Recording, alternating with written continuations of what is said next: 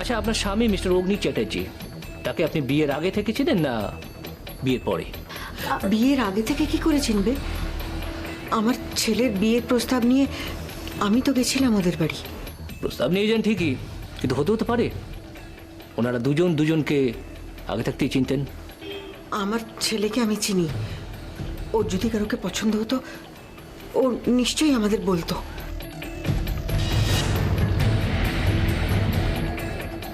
আচ্ছা, একটা কথা বলবেন, আমি তো প্রশ্ন করছি ওনাকে, আপনি এত কথা বলছেন কেন? আমার ছেলের ব্যাপারে আমি কথা বলবো না তো কে বলবে? দেখুন, অগ্নিবাবু ওনার স্বামী, আর বিয়ের পর প্রত্যেক স্ত্রীদের সমান অধিকার থাকে। স্ত্রী হলে ও সত্যিটা নিশ্চয়ই জানতো। সেই সত্যিটাই আমাদের খুঁজে বার করতে হবে মা। মুখ বুঝে থাকলে সত্যিটা কি ভগবান এসে বলে যাবেন? মা, এটা আপনি কেন বুঝতে পারছেন না? কষ্টটা শুধু আপনার একার হচ্ছে না, ঠিক ততটা কষ্ট আমারও হচ্ছে। কষ্ট হলে আমার অগ্নি 3 দিন ধরে লকআপে পড়ে থাকতো না। আর যাতে পড়ে থাকতে না হয় আমি তার ব্যবস্থাই করছি।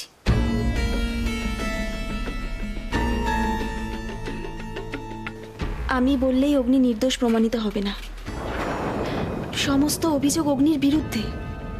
আমাদের জানতে হবে আসল দোষীটা কে। কে আমার বাবাকে মেরেছে। ভগবানের কাছে প্রার্থনা করি সেই দোষী যেন অগ্নি না হয়।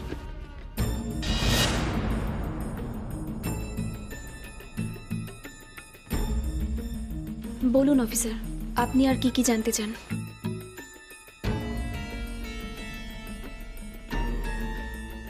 আপনিই তো বলেন মায়ের চোখের জলে সন্তানের অকল্যাণ হয়। সত্যিটা সামনে আসুক, আপনি তো তাই চেয়েছিলেন মা। আজ তাহলে ভয় পেয়ে পিছিয়ে যাচ্ছেন কেন? এতে তো আমাদের কারোরই উপকার হবে না।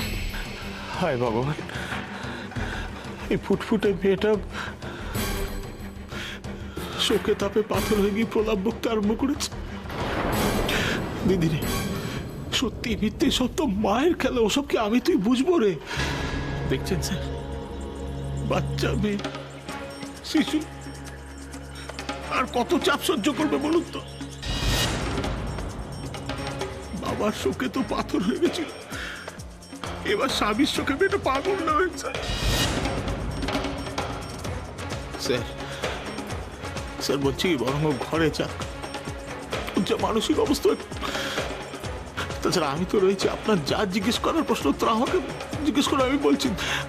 আর আমি বা কেন, অগ্রিম কাকা রয়েছে, ভাই বোনেরা রয়েছে, আমরা সবাই তো রয়েছি পরিবারের লোক, আমাদের প্রশ্ন করুন। ও বরং ঘরে যাক, একটু রেস্ট নিক। স্যার আয়ুষী মা, যাও তুমি ঘরে যাও। দেখুন, আমরা কাকে প্রশ্ন করব আর না করব সেটা কিন্তু সম্পূর্ণ আমাদের ডিসিশন। এভাবে কিন্তু আপনি পুলিশের কাছে বাধা দিচ্ছেন। এদের কি হেলে চাপা ঠেলে উঠছি, ঢোড়া সাপেরও ফনা। মা মাগো, না মানে বলছি যে আসলে ওর মনের অবস্থাটা সত্যিই ঠিক নেই। আপনার যা জিজ্ঞেস করার সব আমাদের জিজ্ঞেস করুন। দেখুন, ওনার অবস্থার প্রতি আমাদের যথেষ্ট সহানুভূতি আছে, কিন্তু তাই বলে তো আমরা ডিউটি ছেড়ে দিয়ে হাত পা গুটিয়ে বসে থাকতে পারবো না। অবশ্য ওনাকে দেখে তো খুব স্বাভাবিক বলেই মনে হচ্ছে। অবশ্য আপনারা যদি ওনাকে আড়াল করার চেষ্টা করেন তাহলে কিন্তু খুব ভুল করছেন। ক্ষতিটা কিন্তু আপনাদেরই। না না, আড়াল করার প্রশ্ন আসছে কোত্থেকে?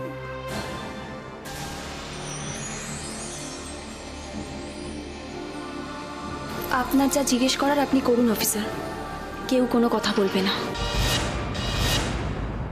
তার মানে আপনি বলতে চাইছেন অগ্নি চ্যাটার্জি আর আয়ুষী দেবী বিয়ের আগে আপনাদের দুই পরিবারের মধ্যে একটা সম্পর্ক ছিল, পরিচিতি ছিল, তাই তো?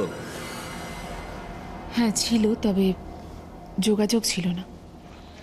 নার্সিংহোমের নতুন প্রজেক্টটা নিয়ে সৈকত যেদিন থেকে অগ্নির সঙ্গে যোগাযোগ করতে শুরু করলো তারপর থেকেই আবার যাতায়াতটা শুরু হলো। প্রজেক্ট? কোন প্রজেক্ট? আমার শ্বশুর মশাই স্বর্গীয় দিবাকর দেবরায় আরেকটি নার্সিংহোম খোলার পরিকল্পনা করছিলেন। লিগ্যাল কারণেই অগ্নি চ্যাটার্জির কনস্ট্রাকশন ফার্মের থ্রু দিয়ে গেলে অনেকগুলো সুবিধে অ্যাডভান্টেজ পাওয়ার কথা ছিল। সেই কারণেই অগ্নি চ্যাটার্জির সঙ্গে চেনা জানা।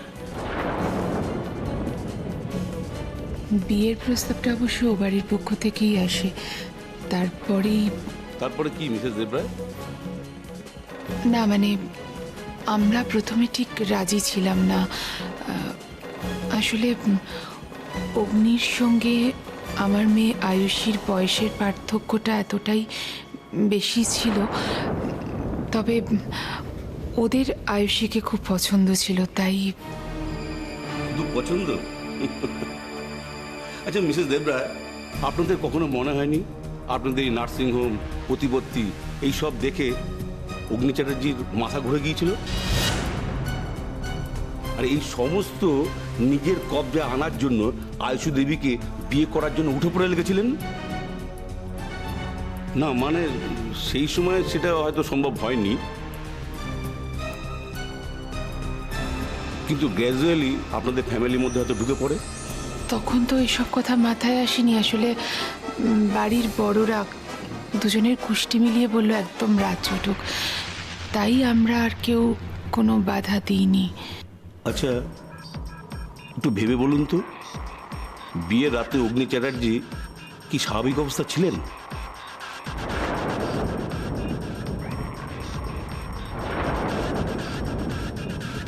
মানে কথা জড়িয়ে যাওয়া, আই মিন ড্রাঙ্ক ছিলেন না তো?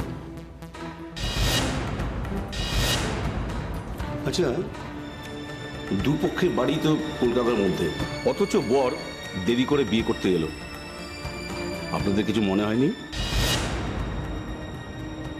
তো বিয়ের পর অগ্নি চ্যাটার্জি আপনার মেয়ের সাথে কিভাবে ব্যবহার করতেন, আই মিন কোনো খারাপ ব্যবহার করতেন না তো? দিদি আমি না হঠাৎ করে এসে আপনাকে খুব ব্যস্ত করে দিয়েছি, আমি না হয় নিজেই ওপরে গিয়ে।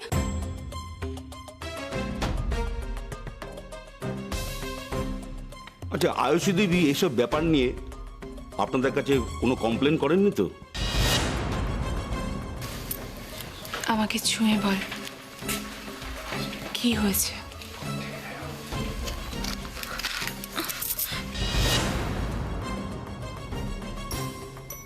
নাকি লোকলজ্জার ভয়ে আপনারা সব জেনে শুনে মুখ বন্ধ করেছিলেন? প্লিজ মিসেস দেবরায় এইভাবে চুপ করে থাকবেন না। তদন্তের স্বার্থে আসল দোষীকে খুঁজে বার করার জন্য এই তথ্যগুলো আমাদের জানার খুব দরকার।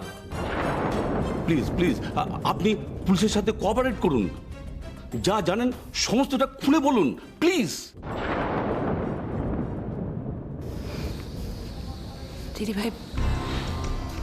দিদিভাই চুপ করে থাকলে হবে না। তুমি চাও না দাদা ভাইয়ের সঙ্গে যে এই কাজটা করেছে সে ধরা পড়ুক, সে শাস্তি পাক? চুপ করে থাকলে সে কিন্তু পার পেয়ে যেতে পারে দিদিভাই। প্লিজ ওনাকে বলো, তুমি উনি যা জিজ্ঞেস করছেন বলো। বলো জেম্মা বলো। আর তুমি মুখ না খুললে তো দেখছি ব্যাপারটা আমাকেই টেক ওভার করতে হবে। সুজন, ওরে ও উর্মিলা, ওরে আয় না, খাবে কখন? কিন্তু মা,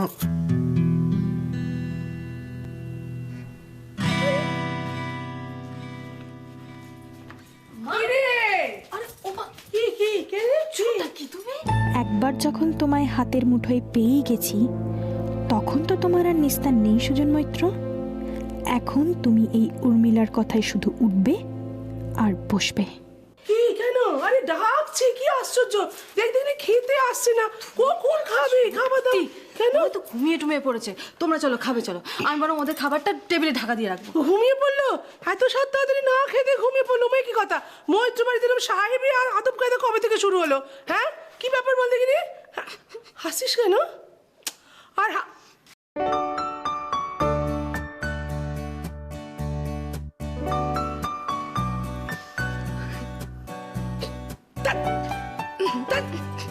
অসভ্য মেয়ে একটা, মায়ের সামনে হাসছে, হাসিস কেন? হ্যাঁ হাসার মতো কিচ্ছু হয়নি, অসভ্য, লজ্জাও নেই একটা করে। শোনো শোনো শোনো, আরে আমি সুজনের মুখে যা শুনলাম, তোরা এতজন ছিলি, ছেলেটাকে ছাড়াতে পারলি না? মা পুলিশের ইনভেস্টিগেশনই এখন শেষ হয়নি, আর তুমি বুঝতে পারো তো মার্ডার চার্জ, এটা বেল পাওয়া যায় না। জানো মা, আয়ুষিটার মুখের দিকে তাকানো যাচ্ছিল না। সেটাই তো স্বাভাবিক বাবা, হাজারোক স্বামী বলে কথা। তবু যে কোর্ট পর্যন্ত গেছে মন শক্ত করে, এটাই তো যথেষ্ট। আয়ুষী আর অপুটার কথা ভাবলে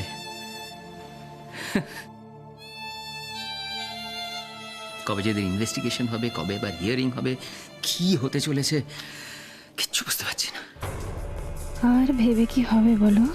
वही होगा जो मंजूरे खुदा जो मंजूरे चंदन होगा। চেমা তুমি একদম ভেবো না। তোমার মিকি আছে না বলো, আমার জেঠুকে শেষ করে দিভাইকে কষ্ট দিয়ে চিচু কোনোদিন ভালো থাকতে পারবে না। তুমি দেখো ও কোনোদিন। অফিসার অফিসার আপনার যা প্রশ্ন করার আমাকে করুন, আমি সমস্ত উত্তর দেবো। মা দাঁড়াও, চেম্মা তো এখনো অবধি জেঠুর শখটা ভুলে উঠতে পারেনি, তাই প্লিজ এক্সকিউজ, আমাকে প্রশ্ন করুন, আমি আপনার সমস্ত প্রশ্নের উত্তর দেবো। ওনার পরিচয়টা? ও আমার মেয়ে, মেঘলা দেবরয়। তার মানে আয়ুষী দেবীর cousin sister. Nice to meet you Meghla. আচ্ছা ম্যাডাম, আপনি তো সৈকত দেবরায়ের হয়ে কেসটা লড়ছেন। হ্যাঁ, এই কেসটার ব্যাপারে আপনার সাথে কিছু জরুরি কথা ছিল। কিছু মনে করবেন না, আমরা কি? অফিসার, আমার মনে হয় যার এগেনস্টে কেসটা লড়া হচ্ছে তার ডিটেলসটা জানা খুব দরকার। আর অগ্নি চ্যাটার্জির সম্বন্ধে সব ডিটেল আমার থেকে ভালো কেউ দিতে পারবে বলে তো আমার মনে হয় না। স্ট্রেঞ্জ। অ্যাকচুয়ালি আয়ুষী, আমার দিভাইয়ের বিয়ের পর বেশ কিছুদিন আমি ওই বাড়িতে গিয়েছিলাম, মেইনলি স্টাডি পারপাসে। আমি MBA পড়ছি, তাই জিজুর কাছে মাঝে মাঝেই স্টাডির কিছু ব্যাপার জানার জন্য যেতে হতো। আর তারপর থেকেই জিজু নিজের বেশ কিছু প্রজেক্ট নিয়ে আমার ওপর অনেকটাই ডিপেন্ড করে ফেলেছিল। জিজুর সঙ্গে আমি অনেক পার্টিতেও গেছি।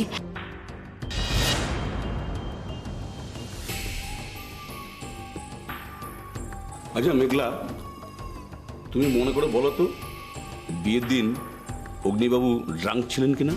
সরি অফিসার, অন্তত যেভাবে আপনি বারবার ড্রাঙ্ক শব্দটা ব্যবহার করছেন তাতে আমার যথেষ্ট আপত্তি আছে।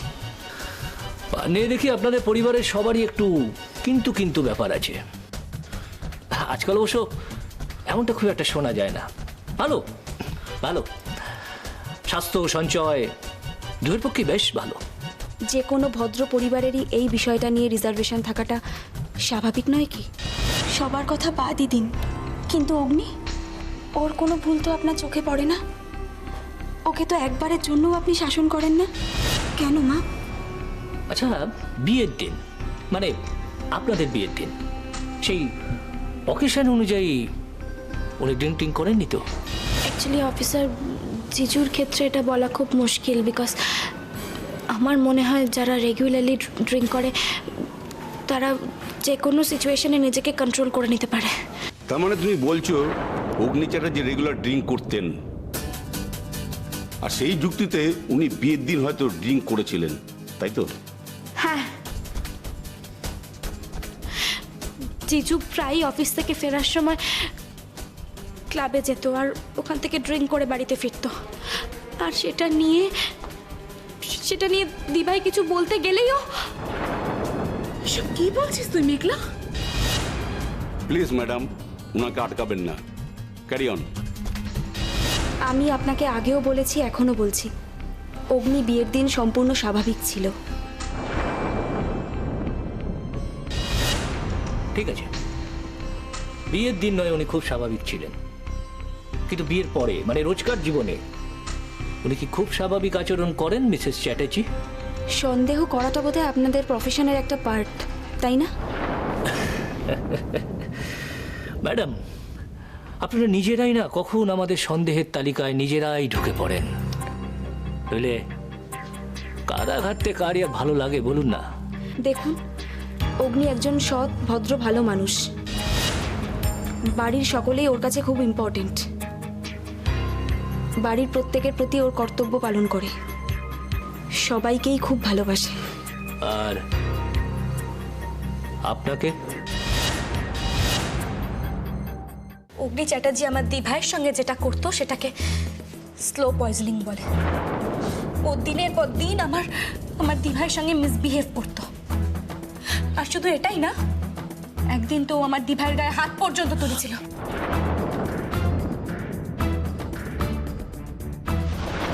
এই বাড়ির প্রত্যেকটা মানুষই আমায় খুব ভালোবাসে। কষ্ট দেওয়া তো দূরের কথা, ইনফ্যাক্ট আমি যে আমার বাড়ি ছেড়ে একটা অচেনা জায়গায় আছি সেই অনুভূতিটাও কেউ কোনোদিনও হতে দেয়নি। মিসেস চ্যাটার্জি, আমরা কিন্তু এই মুহূর্তে পার্টিকুলার একজনের বিহেভিয়ার নিয়ে কথা বলছি। অগ্নির কথা বলছেন তো? ও তো এ বাড়িরই একজন অফিসার। হ্যাঁ, হাজব্যান্ড ওয়াইফের মধ্যে ছোটোখাটো ঝামেলা অশান্তি তো লেগেই থাকে, কিন্তু এই বাড়িতে অগ্নি ছিল আমার সবচেয়ে বড় সাপোর্ট।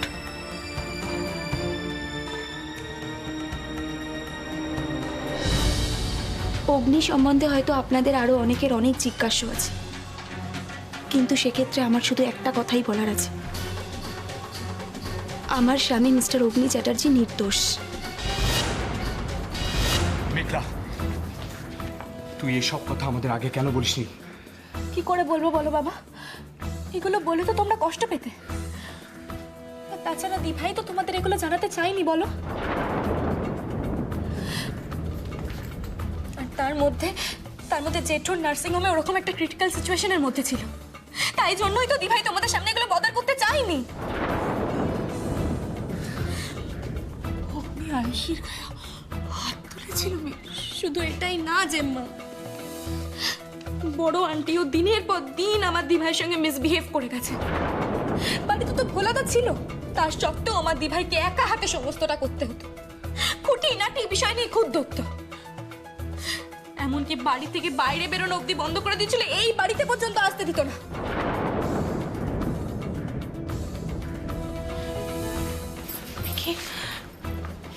তুই বুঝতে পারছিস এতদিন তুই এই কথাগুলো চেপে রেখে তোর দিদির কত বড় ক্ষতি করেছিস? আমার কিছু করার ছিল না মা, আমি তো আমার দিভাইকে প্রমিস করেছিলাম।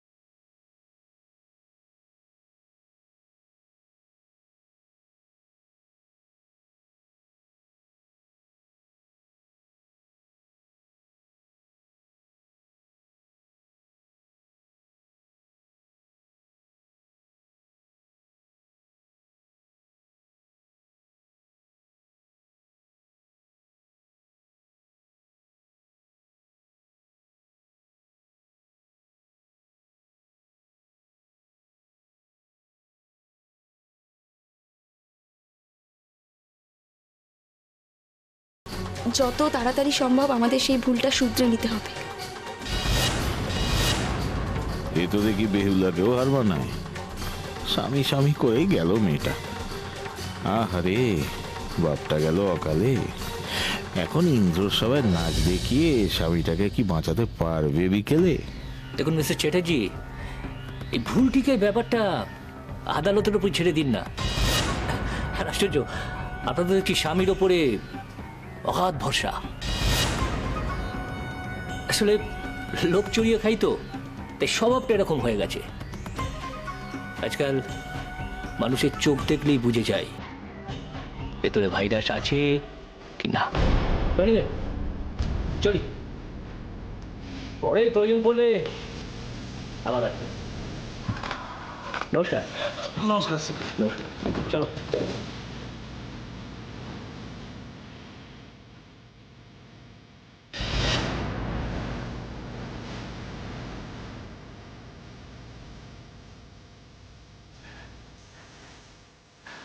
দাঁড়াও।